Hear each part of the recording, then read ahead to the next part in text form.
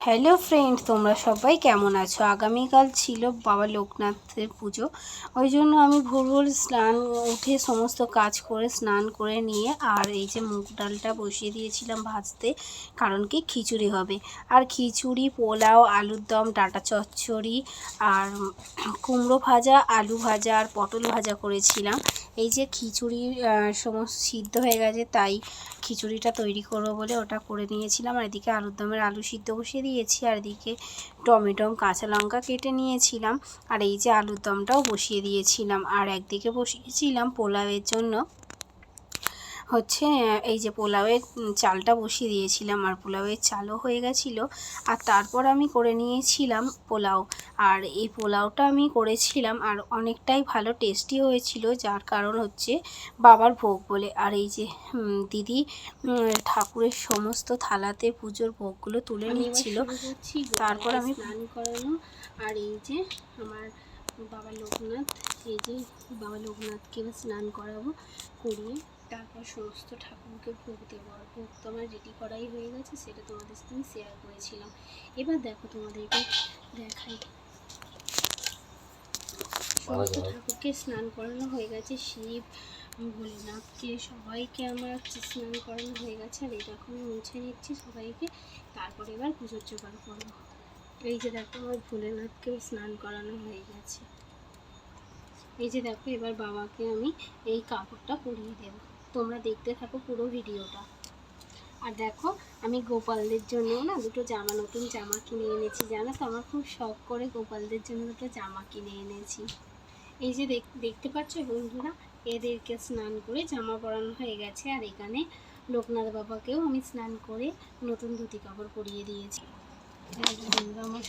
তারপর আমি সমস্ত ঠাকুরকে পুজো করে নিয়ে আর আমি চলে গেছিলাম সমস্ত ঠাকুরের এই যে সমস্ত থালাতে একটু একটু করে প্রসাদ দিয়ে নিয়ে তারপরে শুরু করেছিলাম আরতি, কারণ আমি ব্রাহ্মণ দিয়ে আমরা পুজো করাই না, এই পুজোটা নিজেরাই করি। আর এই যে পঞ্চবতী বা সমস্ত কর্পূরদানি আর ধূপ দিয়েই আমি আরতিটা করে নিয়েছিলাম ঠাকুরকে। আমি জানি না কেমন হয়েছে, আমি আমার মতন করেই করেছি। আর তোমাদের কেমন লাগলো আমার এই পুজোর সমস্ত জিনিসটা আমাকে একটু কমেন্ট করে তোমরা জানিও। আমার তো বেশ ভালোই লেগেছে, আর এই ঠাকুরের ভোগ করে আমার খুবই আনন্দ হয়েছে। আর ঠাকুরের নামে ভোগ করা হয়েছে বলেই কিন্তু এত সুন্দর টেস্ট হয়েছে, এমনি সময় যদি আমরা করি এত সুন্দর টেস্ট হয় না। যাই হোক, আমার তো মনে হলো, তোমাদের কার কী মনে হয় সেটা অবশ্যই তোমরা জানিও। আর এই আমার পুজোটা আরতিটা করার পর আমার ছেলে কিন্তু এই ক্যামেরাটা আমার ছেলেই ধরে দিয়েছিল। আর এই যে সমস্ত পুজো করে নিয়েছি দেখো।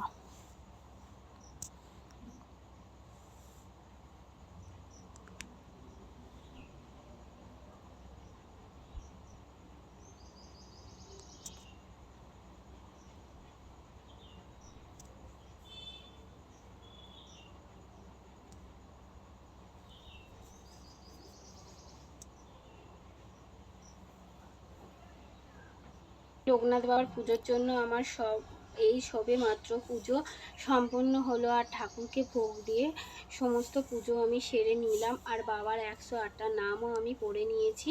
এবার ছেলেকে বললাম ধূপবাতি দিতে, দেখো ও ধূপবাতি দিচ্ছে। আর আজকের মতো পুজো এখানেই সম্পূর্ণ করলাম। আর সবাইকে টাটা। আমার যদি কোনো ভুল বলে থাকি তার জন্য তোমরা ক্ষমা করে দিও। দেখো আমার পুজোটা কেমন লাগলো তোমরা কমেন্ট করে জানিও। তোমাদেরকে দেখাই, দেখো এই যে আমার ছেলে বাতি ঠাকুরকে ধূপবাতি দিচ্ছে। আর এই দেখো আমি সমস্ত পুজোর জোগাড়টা করে নিয়েছি, আর জানি না কেমন হয়েছে, যতটা পেরেছি আমি আমার মতো করে পুজো করেছি। এই যে আমার বাবা লোকনাথ আর এই যে বজরংবলী, সমস্ত সব ঠাকুরকে আমি পুজো করে নিয়েছি। আর তোমাদের কেমন লাগলো অবশ্যই তোমরা কমেন্ট করে জানিও। বাই বাই বন্ধুরা, শুভ দুপুর, সবাই সুস্থ থেকো, ভালো থেকো।